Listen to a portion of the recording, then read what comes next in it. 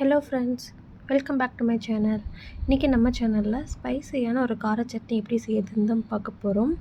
வீடியோக்குள்ளே போகிறதுக்கு முன்னாடி நம்ம சேனலை சப்ஸ்கிரைப் பண்ணுவோங்க, வீடியோ பார்த்து என்ஜாய் பண்ணுங்கள்.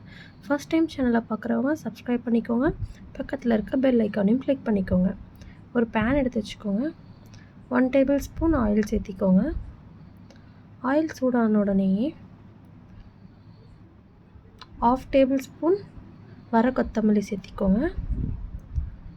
1/2 டேபிள் ஸ்பூன் உளுத்தம்பருப்பு சேர்த்திக்கோங்க. சேர்த்து இந்த எண்ணெயில் நல்லா வறுத்து எடுத்துக்கோங்க.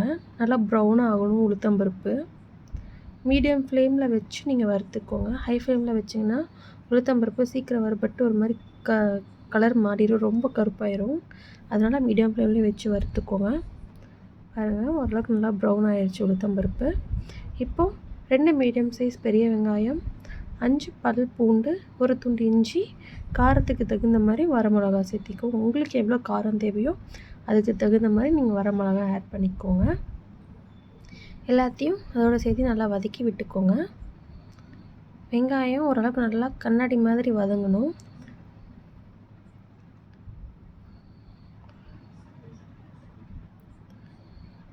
மீடியம் ஃப்ளேம்லேயே வச்சு வதக்கிக்கோங்க. இந்த சட்னி ரொம்ப நல்லாயிருக்கும். இட்லி தோசைக்கெல்லாம் ரொம்ப டேஸ்ட்டு சூப்பராக இருக்கும். பாருங்கள், வெங்காயம் கண்ணாடி மாதிரி வதங்கிருச்சு.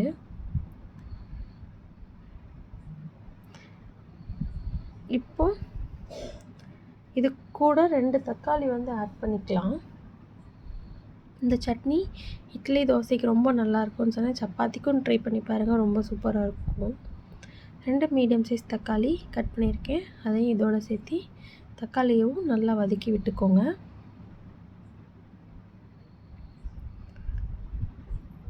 இந்த சட்னிக்கு தேவையான அளவு உப்பு சேர்த்திக்கோங்க. உப்பு சேர்த்து நல்லா வதக்கிக்கோங்க.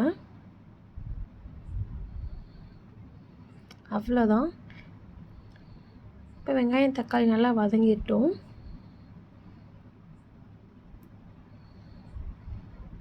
ஓரளவுக்கு வெங்காயம் தக்காளி நல்லா வதங்கிருச்சு. பாருங்கள், நல்லா வதங்கிருச்சு. இப்போது இந்த ஸ்டேஜில் துருவின தேங்காவாக இருந்தால் 3 டேபிள் ஸ்பூன் சேர்த்திக்கோங்க.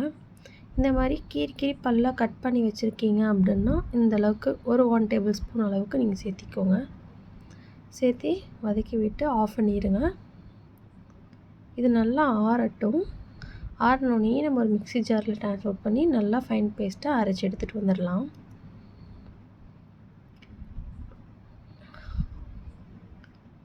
அவ்வளோதான். இப்போ ஓரளவுக்கு நல்லா ஆறிடுச்சு.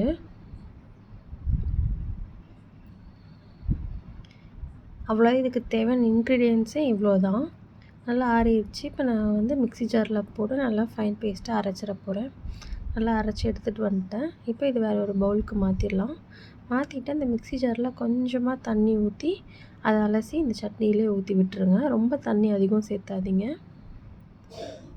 இப்போது இது தாளிச்சிடலாம்.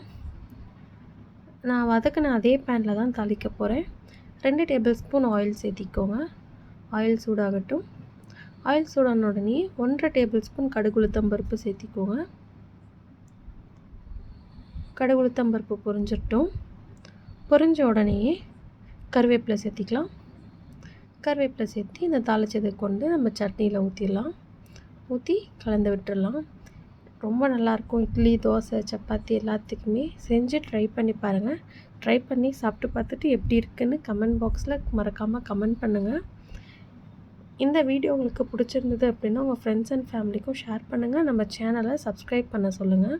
இதுக்கு தேவையான இன்க்ரீடியன்ட்ஸ் எல்லாமே டிஸ்கிரிப்ஷன் பாக்ஸில் கொடுத்துருக்கேன், பார்த்துக்கோங்க. இதே மாதிரி சூப்பரான ரெசிபியோடு மீண்டும் சந்திக்கிறேன். தேங்க்ஸ் ஃபார் வாட்சிங்.